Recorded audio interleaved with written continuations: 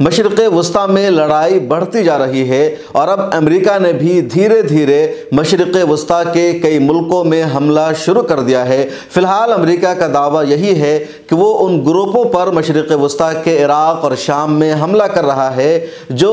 ایران سے مدد حاصل کرتے ہیں، جن کو ایران کی حمایت حاصل ہے۔ امریکہ کا یہ بھی کہنا ہے کہ امریکہ عراق میں، یمن میں، شام میں کسی گروپ پر اگر حملہ کر رہا ہے تو اس وجہ سے حملہ کر رہا ہے کہ ان گروپوں نے امریکی ٹھکانوں پر، امریکی فوجی اڈوں پر، امریکی مفادات پر حملہ کیا ہے، قانون کی مخالفت کی ہے، اس وجہ سے امریکہ بدلہ لے رہا ہے۔ حال ہی میں یہ خبر سامنے آئی ہے کہ امریکہ نے ایک بہت بڑا حملہ کیا عراق میں، وہاں کے کتائب گروپ پر، یا کہہ لیجئے کتائب حزب اللہ پر، جس کے بارے میں کہا جاتا ہے کہ اس گروپ کو، اس ملیشیا کو ایران کی حمایت حاصل ہے اور اس کے جنگجوؤں نے، اس سے وابستہ لوگوں نے پچھلے دنوں میں امریکہ پر لگاتار حملہ کیا ہے اور صرف عراق میں 173 امریکی مفادات پر حملے کیے تھے۔ اس گروپ نے رد عمل میں امریکہ نے بھی کئی مرتبہ حملہ کیا، لیکن اس حملہ میں زیادہ تباہی نہیں ہوئی یا اس کو نارمل حملہ مانا گیا تھا۔ لیکن ابھی امریکہ نے جو حملہ کیا ہے اس میں 3 لوگوں کی ہلاکت ہو گئی ہے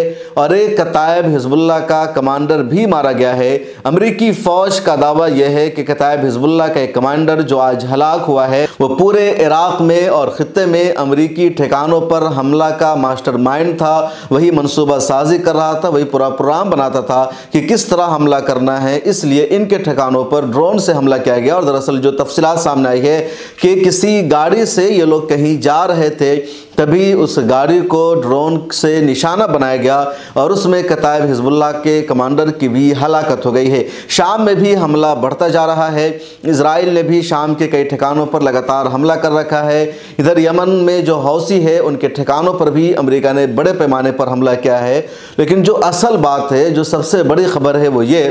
کہ امریکی حملوں کا اب ان ملکوں کی جو ملیشیا ہے، یہاں کے جو گروپ ہے، جواب دے رہے ہیں۔ امریکی حملوں سے یہ ڈر نہیں رہے ہیں، خوف زدہ نہیں ہو رہے ہیں، بلکہ امریکہ کو اسی کی بھاشا میں یہ جواب دینے کی کوشش کرتے ہیں اور اسی وجہ سے امریکہ پریشان ہے، دنیا بھر میں ذلیل ہے، رسوا ہو رہا ہے۔ خاص طور پر یمن کے حوثیوں نے جس طرح امریکہ کے سامنے بحیرہ حمر میں ہتھیار ڈالنے کے بجائے یا رک جانے کے بجائے پوری شدت کے ساتھ، قوت کے ساتھ جواب دیا ہے، اس نے دنیا بھر میں امریکی ہتھیاروں کی، اس کی فوج کی، اس کی سینا کی اہمیت کو گھٹا دیا ہے۔ اب عراق اور شام کی جو ملیشیا ہے، جو ایرانی حمایت یافتہ گروپ ہے، انہوں نے امریکہ کو یہاں مجبور کر رکھا ہے۔ ایران کا واضح لفظوں میں دو ٹوک پیغام ہے کہ پورے مڈل ایسٹ میں، مشرق وسطی میں باہر کی آرمی کو نہیں رہنا چاہیے، امریکی فوج کو ہم یہاں نہیں رہنے دیں گے۔ اور اسی مشن کی وجہ سے، اسی ایجنڈا کی وجہ سے ایران نے